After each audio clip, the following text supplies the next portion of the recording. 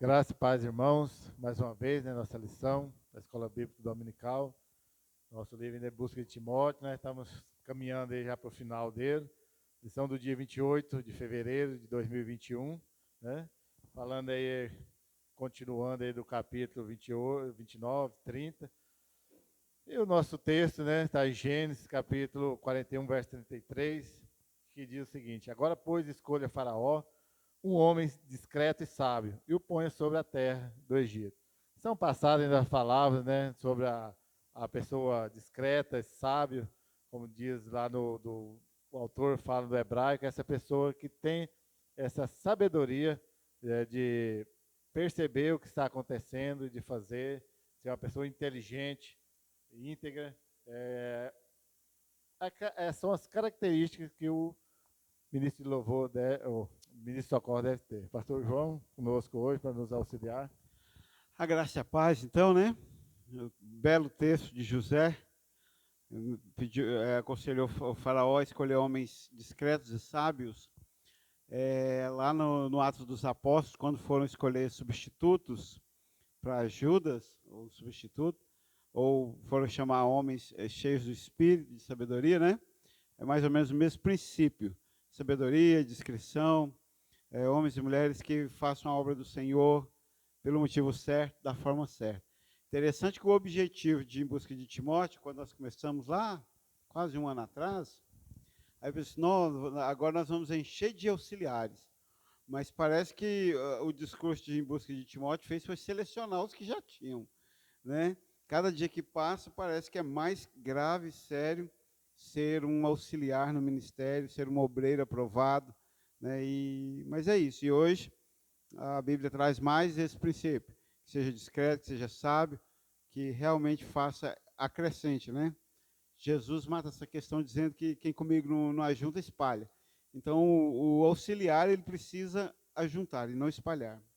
E faz lembrar também, quando Moisés está lá no deserto, o sogro dele chega e fala assim, ó, você precisa encontrar auxiliares aí, pessoas que têm o Espírito de Deus, que têm a sabedoria para ajudar a conduzir. Né? A vida, a história do povo de Deus passa por pessoas discretas, sábias, para auxiliar. Sempre terá um líder, né? No nosso caso, hoje na nossa realidade é um pastor, mas sempre terá que ter pessoas o auxiliar, porque ele não dará conta sozinho, né? Vai indo, cansa, fica desgastante e não produz.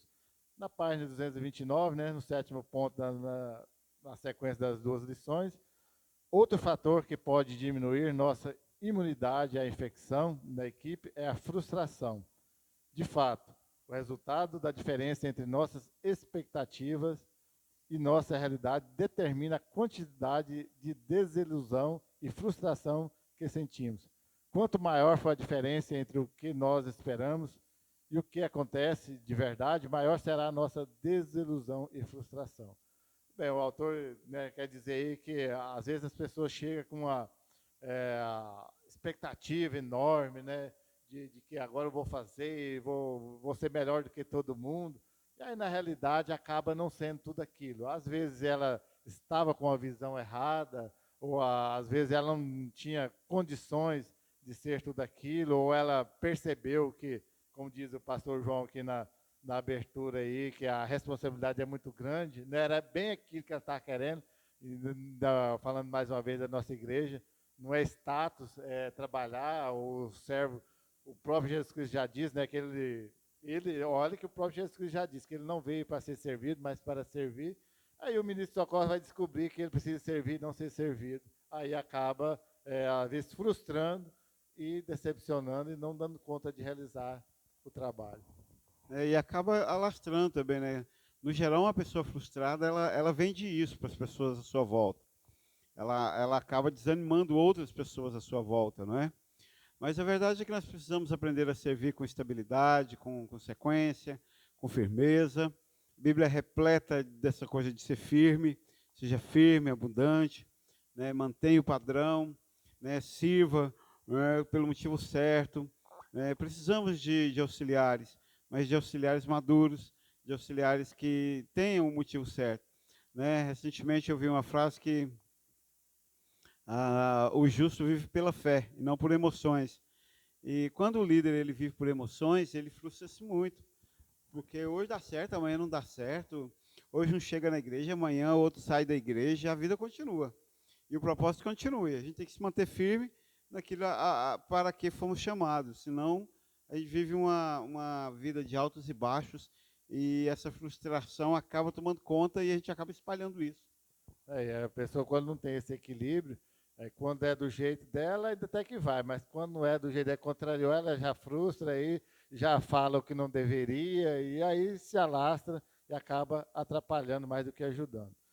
Na página 231.8, frustrações podem existir em relacionamentos repletos de boas qualidades. Se as pessoas se concentram nos problemas e são consumidas pelo que está errado, não conseguem ver o bom que está presente. Elas estão totalmente expostas a pegarem uma grande infecção e até pior, causarem uma epidemia.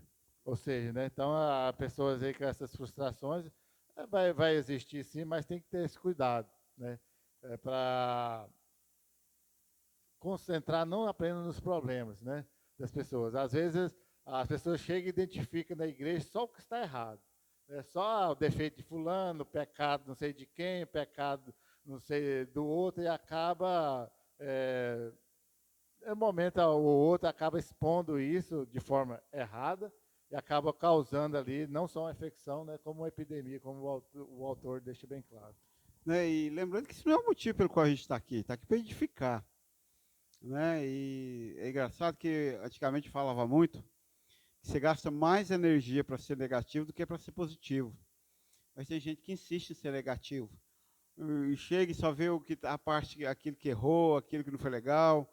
E quando que há um universo muito grande, a igreja é um universo muito grande. É uma realidade muito grande, há muito o que se fazer. Às vezes eu fico pensando assim, né? A gente chega na sexta-feira ou na segunda, né? Parece que nossa semana se encerra na segunda. Então a gente arremata o culto no domingo, encerra os trabalhos e faz o balanço.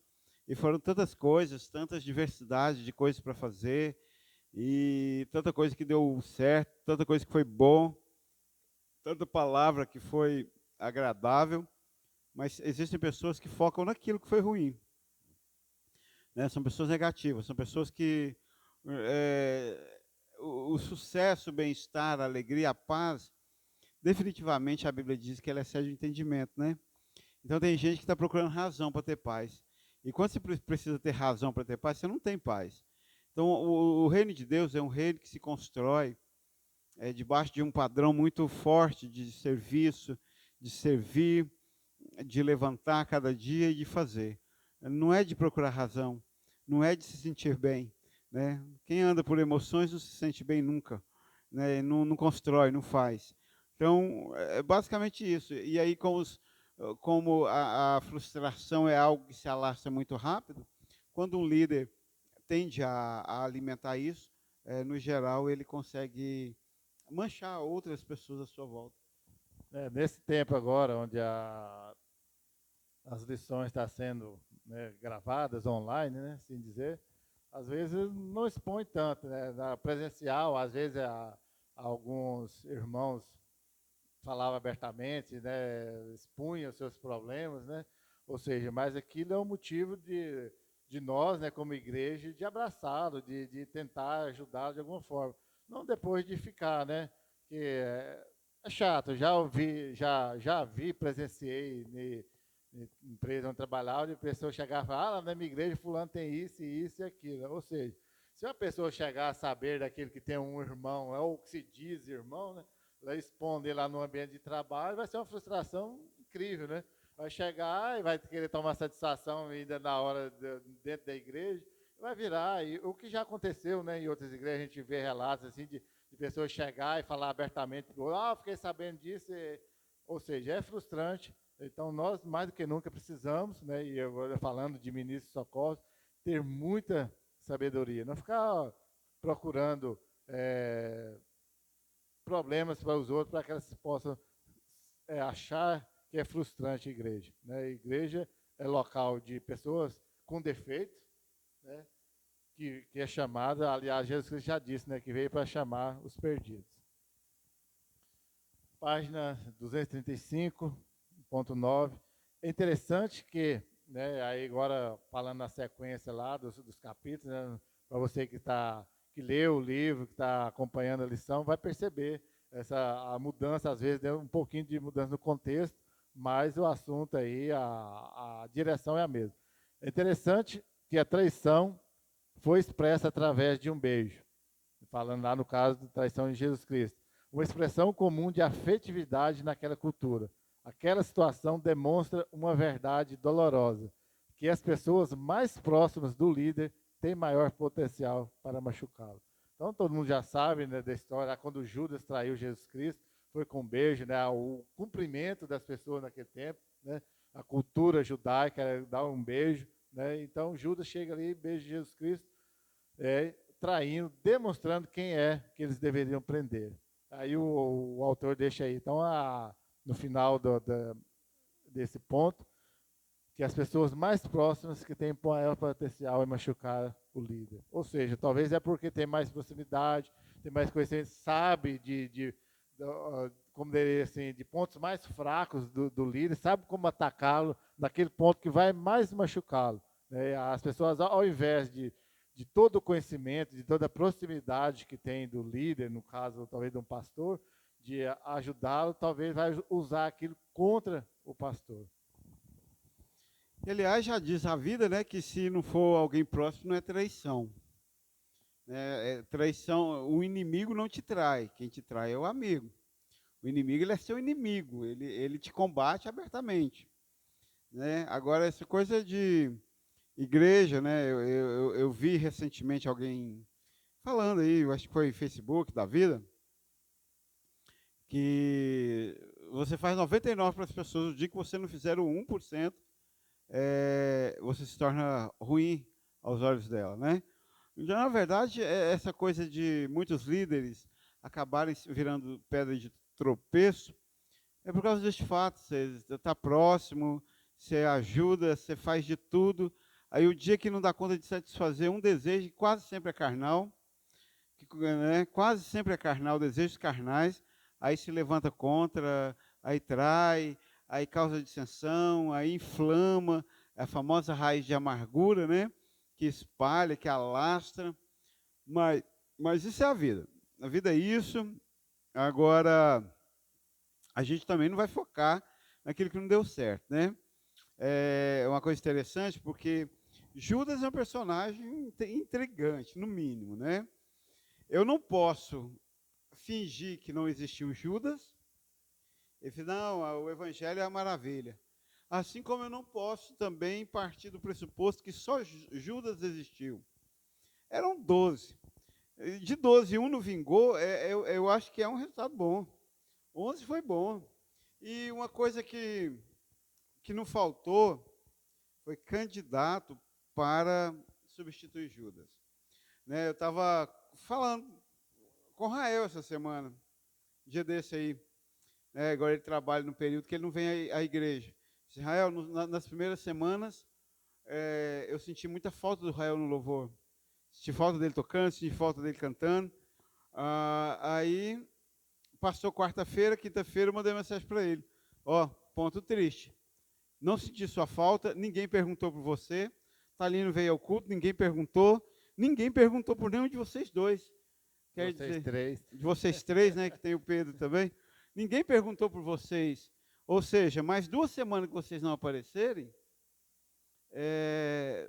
já se foi.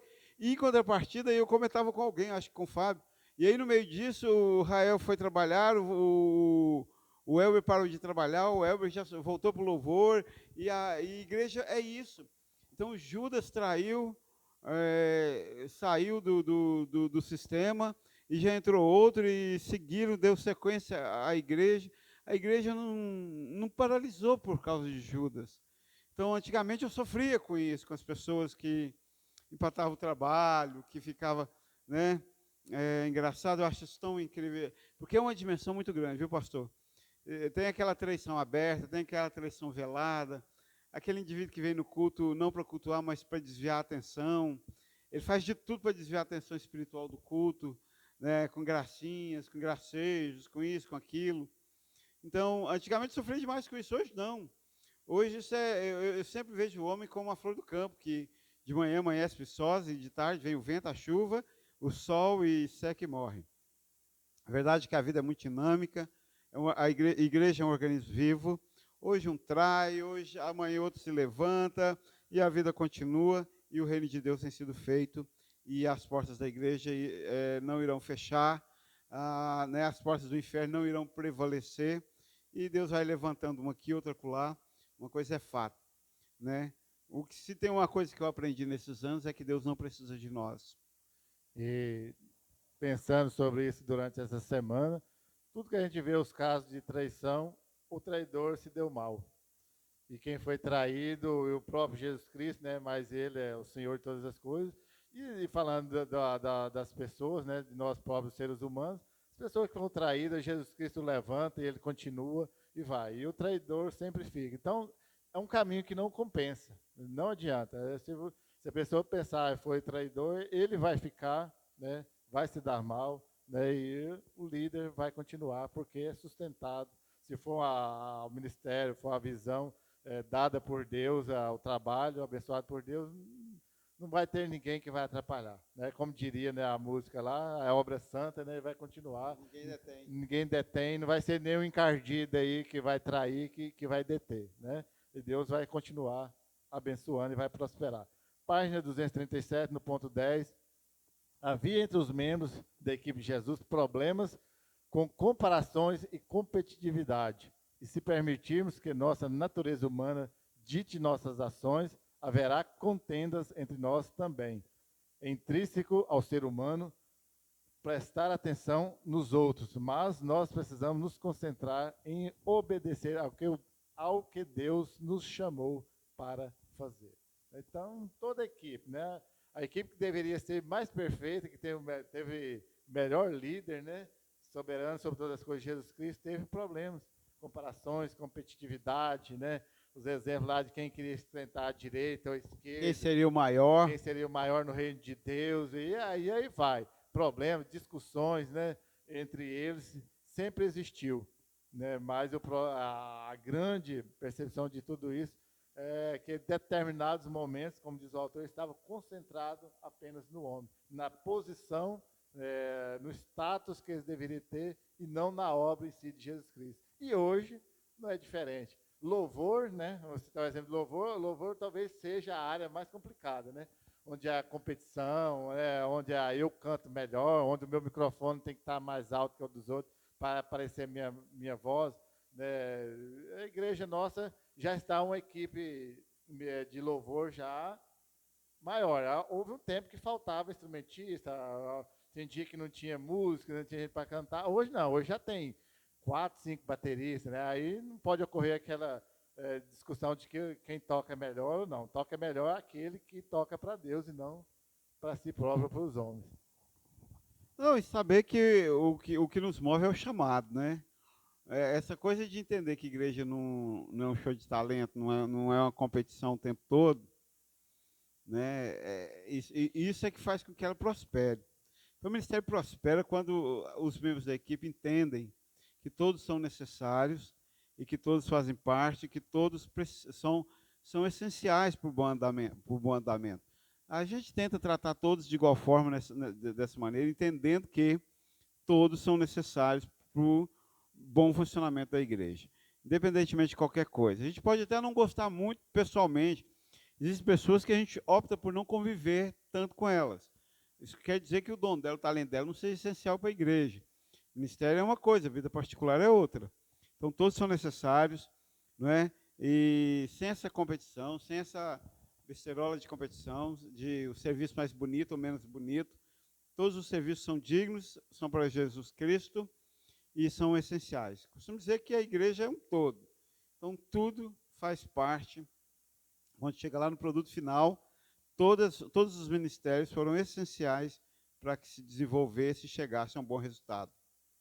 Até porque nós cremos que a autoridade é outorgada por Deus até nós e acredito que particularmente nossa igreja né?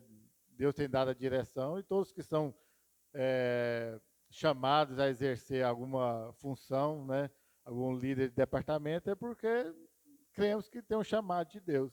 E aí, se ele continuar por esse caminho firme, dentro da mesma visão, será, com certeza, o trabalho abençoado. Página 242, no ponto 11, ministros de socorros que são motivados ou influenciados por desejos terrenos, animais e demônios causarão uma epidemia de infecção na equipe, o que resultará em uma ou mais pessoas demonstrando sinais de inveja, sentimento faccioso, confusão e toda espécie de coisas ruins. Você vê esse ponto aí, ele traz com a pessoa o motivo dele, a motivação dele, não seja o reino de Deus, ou seja, é motivado e influenciado por desejos terrenos, né, que nós chamamos de desejos da carne. Achei interessante de animais, né, ou seja, do natural, a pessoa que não tem irracional, não tem um raciocínio, de demônios. E por incrível que pareça, né, se a gente faz tempo que eu não leio nenhum livro voltado para esse lado assim de influência de demônios, mas os que eu já li há algum tempo atrás aí, então pessoas influenciadas, né, que faz parte do alto escalão, né, digamos assim, da liderança da igreja, que são influenciados por demônios, que tem uma visão totalmente distorcida, está ali para tumultuar, para causar confusão, para aparentemente a gente talvez pode ser aquela pessoa mais amável, mas as atitudes, as intenções dela são realmente para prejudicar o andamento da igreja. São os famosos desequilibrados. O desequilibrado ali, o autor traz desejos terrenos, animais e demônios. Na verdade, isso aí tudo se apresenta em forma de desequilíbrio, que vai de todos os aspectos, do emocional, do físico, do espiritual, e pessoas carentes, pessoas não crentes, tentando conduzir a igreja. Porque o que o ímpio faz? Ele rejeita a igreja, ele rejeita as ordenanças da igreja, e ele tenta diluir a igreja. Porque se a igreja não está cobrando demais, isso não oprime ele. Então a igreja tem que correr mais solta, porque aí não vai ofender ele. Então isso é muito básico, né? Nesse tempo de pandemia, eu vou até ser bem sincero e claro com isso, a gente tem corrido mais solto. Não tem dado para a gente bater de frente igual a gente batia aqui. Mas uma coisa que mudou muito também foi a perspectiva de pessoas que são terrenas, animais e demoníacas. São pessoas que não mudaram, não permitem a palavra introjectar nelas para haver uma mudança e que não vão mudar quando voltar. A grande diferença, talvez, de mim, é que não é que eu desisti, eu usava esse verbo desistir das pessoas. Não é desistir das pessoas, é partir para frente. Então, assim, é entender que existem algumas pessoas que são motivadas por desejos terrenos, animais demoníacos. Não vão mudar. E se não vão mudar, não tem que ficar batendo com elas, brigando, insistindo, batendo de frente. Faz-se necessário cada um por si só entender o que quer. E nesse entendimento, servir a Jesus. Falava com alguém essa semana. Talvez o que mudou foi que nos anos anteriores aí, eu corria demais atrás das pessoas. Agora não. Agora estou literalmente sentado no meu lugar e entendi, né? Olha como a gente é infantil. Às vezes eu vinha para o culto, chegava aqui, via os ímpios aí no culto, amarrando o culto, fazendo cara feia, olhando o relógio para terminar essa porcaria logo, porque eu quero ir embora, comer um x-salada ali na esquina.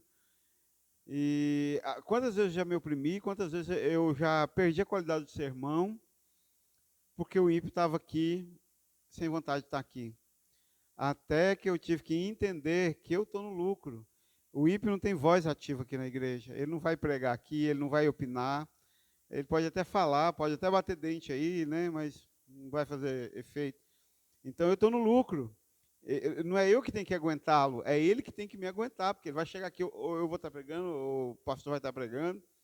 Ou seja, enfim, a gente pode focar nos santos e fazer um ministério focado nos santos, naquilo que Deus quer, ou a gente pode focar nos ímpios e ficar aí se batendo, se debatendo aí com eles aí, se degladiando, tentando medir força para ver quem que vai dirigir a igreja. Não, meu querido irmão ímpio, você que não é crente, que frequenta a igreja, né, que assiste a lição, mas que não entregou sua vida para Jesus pelos seus motivos terrenos, animais e demoníacos, é questão sua. A igreja vai continuar, o reino vai continuar. Eu sempre lembro de Esther. Ó, funciona o seguinte, hoje eu me deleito na seguinte palavra. Eu deito e durmo porque tenho consciência de que aquilo que tinha que ser feito, foi feito. Você não quis, você e sua família irão perecer. Não é agora, amanhã, não. É aquilo que Mardoqueu falou para Esther. Né? Deus te colocou aqui para isso. Mas se você não quer, tu e tua família irão perecer. E Deus levanta socorro de qualquer outro lugar. Traduzindo, nós não precisamos, eu não preciso de você, Deus não precisa de você e você não precisa de mim. Nós estamos aqui no sistema de colaboração, de cooperativa, de emprestar nossos dons uns aos outros para a edificação do corpo. Você não quer participar desta obra? Um abraço. Quando o autor fala aí, eu fiquei pensando. Na infecção, no corpo da gente funciona da seguinte forma. Se você estiver, digamos assim, com o sistema imunológico pronto, a infecção será, com partido do tempo, será expelida. Esse é o corpo de Cristo. Né? Nada da infecção vai impedir o corpo de Jesus Cristo de andar, de caminhar. Né? Em determinado momento, os ímpios, aqueles que não são salvos, serão expelidos. Né? E o corpo vai continuar firme, forte, falando como igreja, vai ter uma debilidade aqui ou ali, talvez vai dar uma enfraquecida, mas ela vai continuar por aquele tempo que tem aquela infecção, mas no devido tempo será tratada e aquele organismo estranho, aquela infecção será expelida e a igreja continua pronta e até o dia de ser arrebatada, se encontrará com Jesus Cristo pronta do jeito que Jesus Cristo sempre quis. Com ou sem você. Se você é essa infecção, será expelido. Agora, se for plano de Jesus Cristo, você será tratado, será curado, será ingressado. Ou não será. Né? Esse aí é o tempo que vai dizer conforme os propósitos de Jesus Cristo. Página 244.12. Aí, lá já encerrando, né, o capítulo 30, o autor diz, a lição aqui é clara. Os próprios discípulos de Jesus caíram nas garras da infecção na equipe. Se os membros mais importantes da equipe de Jesus puderam, sem querer, dar espaço e projetar o espírito de engano, demonstrar uma atitude errada e tentar inserir um propósito falso no plano de Deus, nós também não poderíamos fazer o mesmo em várias ocasiões? Em várias ocasiões hoje? É claro que sim. Então o autor deixa bem claro. Se, né, os próprios discípulos de Jesus, né, tendo um maior mestre, né, o mestre por excelência, eles ainda caíram, né, deixaram se infectar, falaram besteira, agiram de forma errada, né, às vezes até mesmo sem querer, mas deram espaço para tudo isso. Quem somos nós para achar que não? Então, mais do que nunca, é preciso muito cuidado, olhar para todos os exemplos, olhar para o Evangelho, olhar para... Eu gosto de ver os personagens bíblicos na perspectiva de aprender com eles. O que foi certo, o que foi errado, na equipe ministerial de Jesus Cristo, olhar tudo que foi certo, o que os discípulos fizeram de certo, as bobeiras que eles fizeram, para a gente não cair nas mesmas. E sabendo que aqui e ali nós poderemos cair, mas que devemos pedir a Jesus Cristo, clamar a Jesus Cristo que nos cure disso e ficar ligado, né? Para não cair nas bobeiras que nós costumeiramente vem até nós, nosso coração, nosso pensamento. Senão acabamos por ceder. Então, definitivamente, o povo de Deus se divide em quem comigo ajunta e quem comigo espalha. Né? E se você vai juntar ou espalhar, é uma decisão sua. É um trabalho seu. Cabe a mim oportunizar você a espalhar ou oportunizar você a juntar. Mas o que importa mesmo é servir Jesus Cristo com coração, com interesse, entrega total. Estamos chegando num tempo de juízo, estamos chegando num tempo em que não vai dar para esperar muito. Então, cada um procure uma autoavaliação. Chega em casa todo domingo. Vamos dizer assim, então, domingo depois do culto encerra-se a semana espiritual. Aí na segunda a gente começa de novo. Chega no domingo à noite, depois do culto, e se pergunte, essa semana eu juntei com o ministério ou eu espalhei com o ministério? Faça uma avaliação de você, se você foi bênção ou se você não foi nada. Né? Se você está sendo uma infecção ou se você está sendo uma cura para a igreja. Né? Faça essa pergunta todos os domingos à noite. Se você tiver a sinceridade de se responder, você vai se tornar bênção para a igreja se você não tem sido. Mas o que precisa é de autoavaliação, de construir, de ajuntar, de entender que o chamado ele é muito mais do que diversão. Não estamos aqui só para divertir, não. A gente diverte, é bom. Às vezes a gente acorda, mas não é o caso, não é o objetivo central, não. O objetivo central é construir o reino. É oportunizar para que cada um, com seus talentos, seus dons, sirva a Jesus Cristo da melhor maneira possível. E a gente percebe aí na equipe de Jesus Cristo, dá o exemplo, o próprio Pedro, né? Sempre à frente, falou um monte de besteira, errou, né? Negou Jesus Cristo, mas depois que ele foi transformado por Jesus Cristo, tornou, né, a pessoa que levou o evangelho, deu a própria vida, e assim foram todos, né, os discípulos. Agora, o que não dá para a pessoa ficar a vida inteira, né, sem conhecer Jesus Cristo, sem ser mudado, sem mudar suas atitudes, permanecer sendo uma infecção a vida inteira. Chega um ponto que Jesus Cristo tem que fazer a diferença na vida da pessoa. Né? Ou então, como eu já disse no ponto anterior, você é expelida, não tem outro caminho. Né? Dá bobeira, falar, ter atitudes indevidas para um crente, todos nós vamos ter. Né? Mais cedo ou mais tarde, em graus mais altos ou mais baixos, vai ter. Agora, permanecer a vida inteira sem romper, sem se entregar a Jesus Cristo, aí verdadeiramente vai dar a entender que não pertence ao reino de Deus. E é isso aí, então. Oportunidade para servir tem, espaço para servir tem, necessidade para servir tem.